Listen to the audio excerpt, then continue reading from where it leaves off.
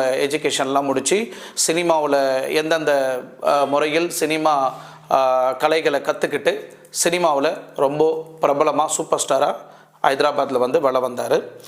So இந்த புஷ்பா 2 படம் 5ஆம் தேதி ரிலீஸ் ஆனது. இந்த 5ஆம் தேதி ரிலீஸ், டிசம்பர் 5ஆம் தேதி ரிலீஸ் ஆன இந்த படத்துக்கு இந்த அளவுக்கு பிரச்சனை வந்து ஆயிருக்கு.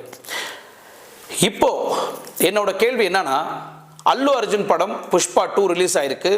ஜென்ரலாகவே சொல்கிறேன், எல்லா படத்துக்கும் நீங்கள் எடுத்துக்கலாம்.